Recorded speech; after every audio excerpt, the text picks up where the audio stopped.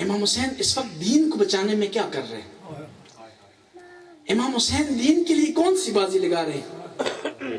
ہمارا ہدف اولاد ہوتی ہے نا، ہم اولاد کے لیے سب کچھ کرتے ہیں، دین کو چھوڑ دیتے ہیں، بعض اوقات وطن کو چھوڑ دیتے ہیں، دوستوں کو ترک کر دیتے ہیں اولاد کے لیے، اولاد کے لیے رشتے باز کو کاٹ دیتے ہیں، اور اولاد کی وجہ سے رشتے باز کو جوڑ لیتے ہیں۔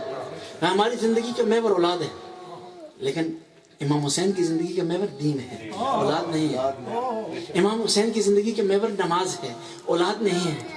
امام حسین کی زندگی کا محور رسول اللہ کا دین ہے۔ اس لیے تو امام حسین ارشاد فرماتے ہیں، ہم اپنے خطبے میں ارشاد فرماتے ہیں، کیونکہ میں کوشش کروں گا ان 10 دنوں میں امام حسین کے مشن پر روشنی ڈالو کہ امام حسین کا کون سا مشن تھا، اور امام کے خطبوں سے بہترین چیز نہیں ہے امام حسین کے مشن کو سمجھنے کے لیے۔ امام فرماتے ہیں ان کان دین محمد لم یستکن الا بقتل یا سیوف خزین، اگر میرے نانا رسول اللہ کا دین نہیں بچتا تو آؤ تلواروں مجھ پر ٹوٹ پڑو۔ حسین کی جان نانا کے دین کو بچانے کے لیے تیار ہے، اور قربان جاؤں حسین کے جو صحابی تھے نا وہ بھی بڑے باعظمت تھے۔ آپ میدان کربلا میں حسین کے صحابہ کا رس پڑھے نا، ان میں جو رس پڑے ہیں وہ معرفت سے بھرے ہوئے ہیں، کیونکہ حسین کی تربیت میں انہوں نے تربیت پائی تھی، حسین کی تربیت گاہ میں انہوں نے تربیت پائی تھی۔ اور مومنین کرام سے درخواست ہے کہ یہ 10 دن جو مدرسہ کھلا ہے نا، یہ ٹریننگ سینٹر کھلا ہے، اس سے بھرپور فائدہ اٹھائیں حسین کے مشن کو سمجھنے کے لیے اور دین کو سمجھنے کے لیے۔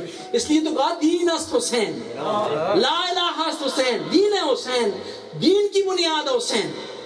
سرداد دست داد در دست یزید، حق کا کے بنا الہ، حسین دین ہے۔ حسین علیہ السلام نے اپنے آپ کو نہیں بچایا، دین کو بچایا۔ اور حسین کے جو صحابہ ہیں اتنا پیارے صحابہ ہیں، کسی اور کو ایسے صحابی نہیں ملے۔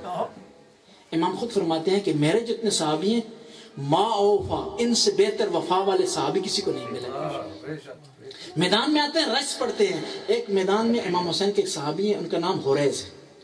میدان میں آتے ہیں انا حریز الجملی والبجلی، لوگوں میں حریز میں وہ جس نے جمل میں جنگ جمل میں امیر المومنین کا ساتھ دیا تھا، وہ اعلیٰ دین علی، میں دین علی پر ہوں، وہ دین ہو دین النبی، لوگوں علی کا دین جو اپنا منایا وہ نہیں ہے، وہ دین ہے جو نبی کا دین ہے۔ تو مقابلے میں جو شخص آیا تھا نا، اس نے کہا انا علی دین عثمان، میں دین عثمان پر ہوں۔ تو حریز نے جواب دیا بالکل علی دین الشیطان، یہ نہ کہو کہ میں دین عثمان پر ہوں، جو علی کے مقابلے میں آیا، دین علی کے مقابلے میں آیا، وہ کسی کا دین نہیں ہے بلکہ شیطان کا دین ہے۔ امام حسین کے صحابی کتنے پیارے صحابی ہیں، اور امام حسین نے ڈھونڈ ڈھونڈ کر تلاش کی۔ امام حسین کے پاس لوگ آتے تھے، امام حسین خطبہ دے کر پرکھ لیتے تھے، پرکھ کر امتحان لے کر کچھ لوگوں کو چن لیتے تھے، کچھ لوگوں کو ریجیکٹ کر دیتے تھے۔ اور کربلا میں جو 72 آئے ہیں نا، یہ چنے ہوئے ہیں امام حسین کے صحابی، اور امام نے ایک ایک صحابی کو ایک ایک کر کے چنا، حتیٰ ضرورت پڑنے پر کوفہ سے بعض افراد کو امام نے بلایا۔ میں عرض کر رہا تھا آپ کی خدمت میں، امام حسین نے مختلف افراد کو خط لکھا۔ 7 یا 8 محرم کا واقعہ ہے کہ فوجیں جمع ہو رہی تھی، فوجوں کی تلواروں اور تیروں کی آوازیں آ رہی تھیں، گھوڑوں کی ٹاپوں کی آوازیں سنائی دے رہی تھی۔ حسین کے بچوں کے کانوں پر یہ آواز پڑتی نا، حسین کے بچے گھبرا جاتے، نہ فقط بچے گھبرا جاتے بلکہ بیویاں گھبرا جاتی ہیں۔ جب دیکھا فوجوں پر فوجیں آ رہی ہیں، خولی کا لشکر آ رہا ہے، حمید بن مسلم کا لشکر آ رہا ہے، تو بی بی زینب کبریٰ امام حسین کی خدمت میں حاضر ہوئی ہے۔ کہا ماں جایا، یہ لوگ کس لیے جمع ہو رہے ہیں؟ لوگ کس لیے جمع ہو رہے ہیں؟ کہا بہن آپ کو پتہ نہیں، یہ سارے لوگ آپ کے بھائی کے خون کے پیاسے ہیں۔ کہا بھائی فوج پہ فوج اضافہ ہو رہا ہے، تیرا کوئی ساتھی نہیں ہے، تو اسے بلا لے۔ کہا ہاں میرے ساتھی ہیں۔ کہا کون ہے؟ میرے بچپن کا ساتھی ہے، میرے نانا کا صحابی ہے، حبیب ابن وزائر اس کا نام۔ کہا بھائی ضرور خط لکھو اس کا۔ امام کو پتا تھا کہ ایک آدمی کے آنے سے فوج میں اضافہ نہیں ہوتا، لیکن امام ہدایت کے لیے بلا رہے ہیں، چاہتے ہیں بچپن کے ساتھی جنت سے معروف نہ رہے۔ خط لکھا امام حسین، من الحسین بن فاطمہ، یہ خط ہے حسین کا جو فاطمہ خط حبیب کو پہنچا نا، خط پر نگاہ دوڑائی، سر پیٹا، زمین پر بیٹھ گیا، کہا اولاد رسول پر وہ کون سا مشکل وقت آ گیا کہ حسین نے اپنی ماں کا واسطہ مجھے دیا۔ جب خط حبیب کو ملا نا، حبیب بازار میں خضاب خرید رہے تھے، خط کو دیکھتے ہوئے خضاب کو زمین پر پھینکا، کہا مجھے ابھی خضاب کی ضرورت ہے، اب میری داڑھی اس خون سے رنگین ہوگی جو حسین کے راستے میں بہے گا۔ گھر میں آئے، زوجہ سے کہا زوجہ، فرزند رسول کا خط آیا ہے۔ زوجہ نے پوچھا کیا خیریت ہے؟ کہا فرزند رسول اپنے آل و عیال کو، اپنی سکینہ کو، اپنے علی اصغر کو لے کر میدان کربلا، اور فرزند رسول دشمن کے گھیرے میں۔ کہا حبیب تیرا کیا خیال؟ کہا میں نہیں جا سکتا۔ زوجہ نے بڑا پیارا جواب دیا، حبیب اگر تو نہیں جا سکتا تو گھر میں بیٹھ، اپنی تلوار دے مجھے، اپنا گھوڑا دے، میں نواسہ رسول کا دفاع کروں گی۔ حبیب نے جواب دیا، زوجہ کیا تو سوچ رہی کیسے ہو سکتا ہے نواسہ رسول مجھے جنت کی طرف بلائے، میں ان کی آواز پر لبیک نہ کہوں۔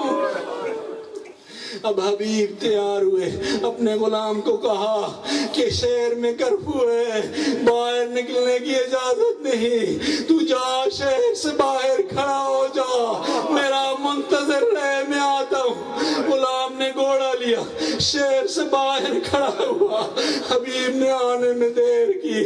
اب کتنا باوفا غلام تھا، گھوڑے کو کہہ رہے گھوڑا اگر میرا آقا نہ آیا نا، تجھے پتہ ہے میرا آقا کس لیے جا رہا؟ نواسہ رسول سے دفاع کرنے جا رہا، سیدانیوں کے پردوں کی حفاظت کے لیے جا رہا۔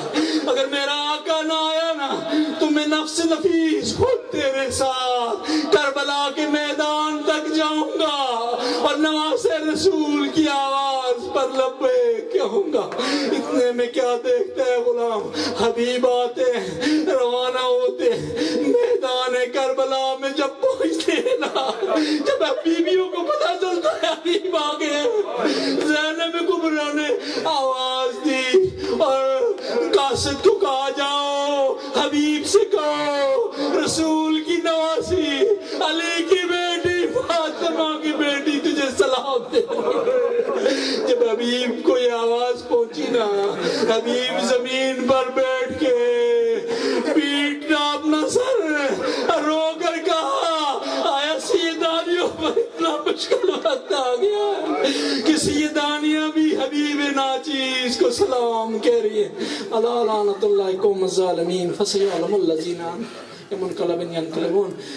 آنسوں والی دعا قبول ہوتی ہے، پیغمبر کا ارشاد ہے جو دعا آنسو بھری آنکھوں سے کی جاؤ کبھی رد نہیں ہوتی۔ خدایا تجھے واسطہ امام حسین کی مظلومیت، تجھے واسطہ امام حسین کی کربلا میں تنہائی کا، تجھے واسطہ اس ٹوٹے ہوئے گھر کا، حاضرین کی دلی مرادیں پورے فرما، حاضرین کے گھروں میں برکت فرما، بیماروں کو صحت یاب فرما، مقروضوں کا قرض غیب کے خزانے سے عطا فرما، امام حسین کے صحیح معنوں میں غم ادا کرنے کی توفیق عطا فرما۔